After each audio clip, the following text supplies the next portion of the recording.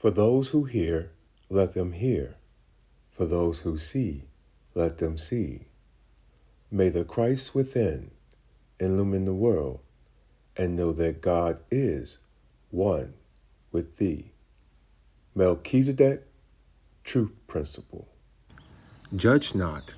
God is no respecter of persons. We thank you for this opportunity to visit with you.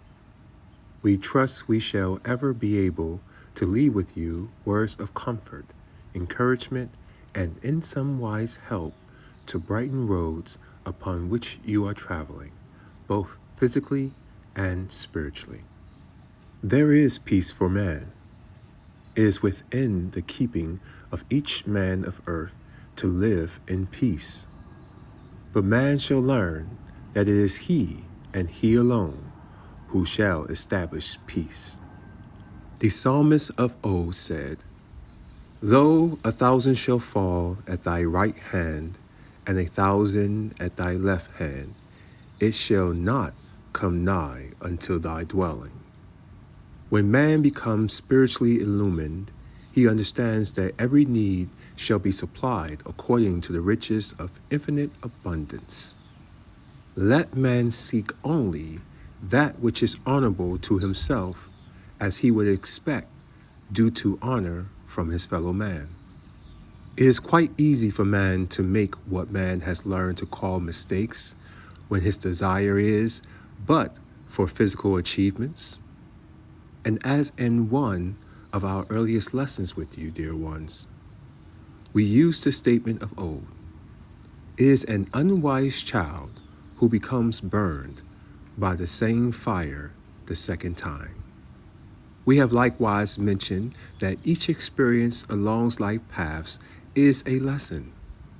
And if man will accept each experience as a lesson, he shall not continue to make mistakes.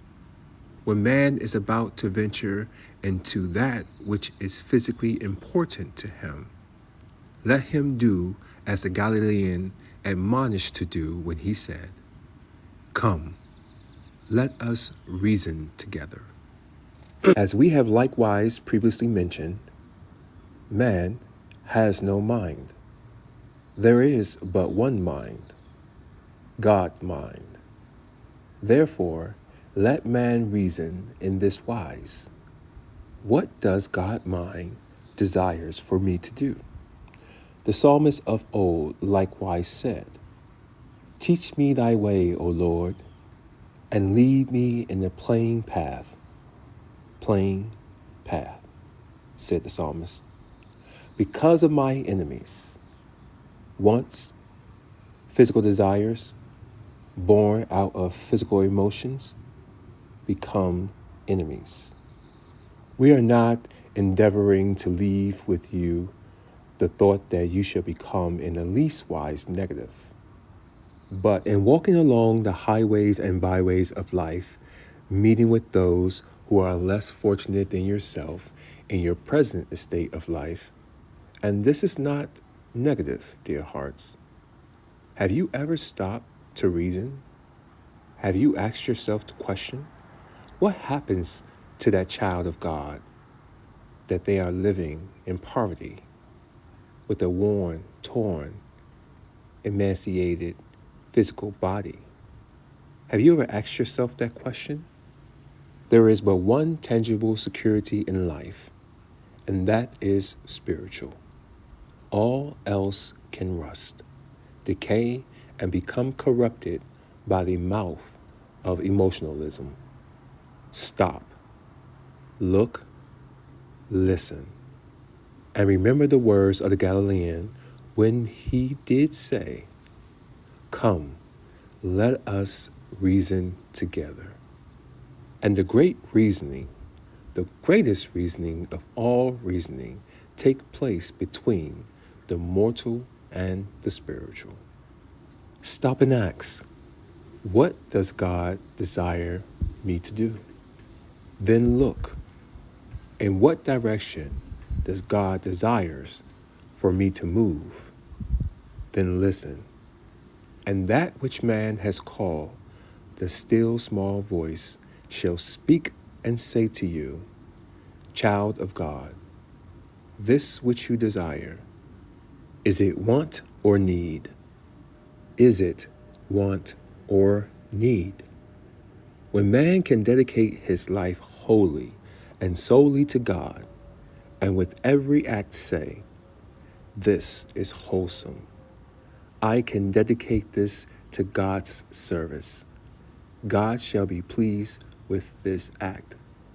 God shall be pleased that I committed this deed unto him. Will you pardon me for a moment? Please, if I refer to personal experiences I had when living in a fleshly body. Quite frequently, in calling upon parishioners, and rather unexpectedly, quite often, there will be a hurry and a scurry before my sermons at the door was answered. And in all the hurry and scurry, I will behold evidence of what was taking place when I surrounded my alarm at the door.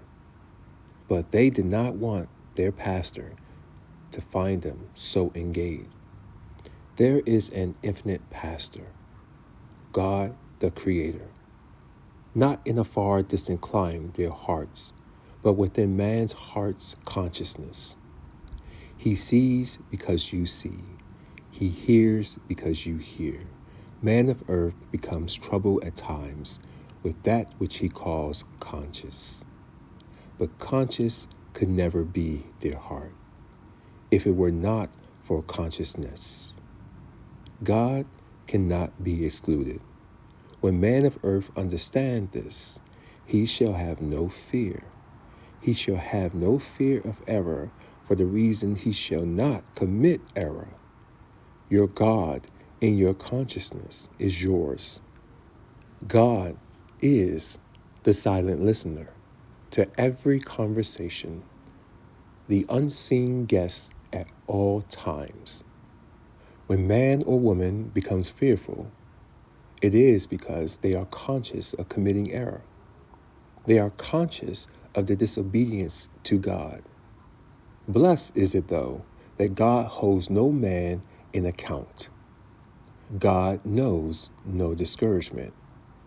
God knows no contempt. God knows no malice. God knows no physical discomfort. All that I have mentioned are attributes of the mortal, and they exist only but for the reason of man's disobedience in his thinking. If the eye be single unto the light, how great is the light thereof? But if the eye be single unto darkness, how great is the darkness thereof? Man quite often revels in the pleasantries of life when there are no storm clouds in his sky. And when the storm cloud gather, he says to himself, Why should I be caught up in this storm? Nazarene gave acceptable words to man when he said, Man liveth not by bread alone, but by every word which proceedeth forth from the mouth of God.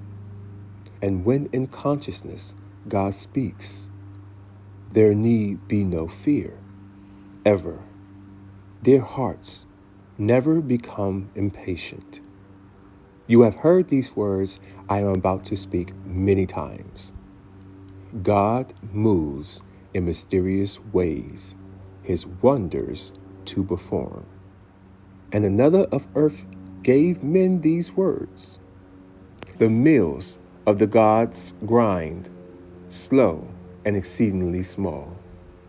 The mill of the gods, false ideas, graven images of distorted thoughts, the mills of the gods.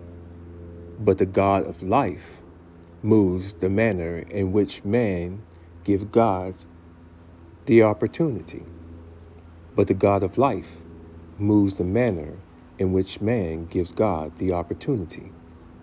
When God seemingly moves slowly in man's affairs, it is because God in consciousness is removing the obstacles of the past, removing the fire so the unwise child become wise and do not burn itself again. When progress is seemingly retarded, stop and say to yourself, God loves me. I am his child, his image and likeness. God does not decree this for me. What have I done? Where have I cluttered the path? False idols, graven images, disobedient thoughts. There is one mind, God mind. It is the infinite will of God that man should live in peace with righteousness, power, and plenty.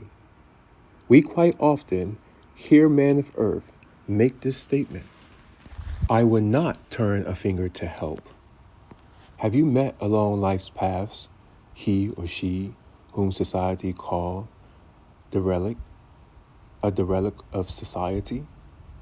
But fortunately, there are no derelicts of God. Where was the misdemeanor committed in the consciousness of he or she whom society calls a derelict?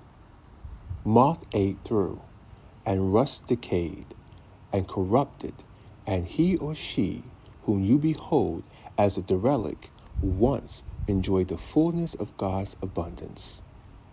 We say to you, dear hearts, the only tangible thing in life is spiritual, and man is worthy of every comfort, every peace of mind, every expression of God's abundance.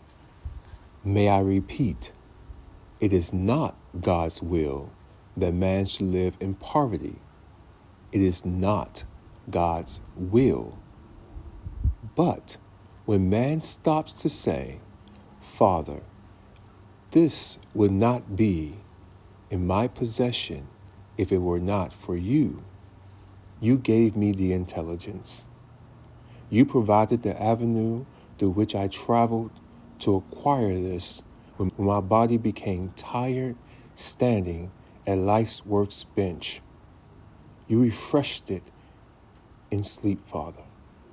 All I have, Father, it is yours.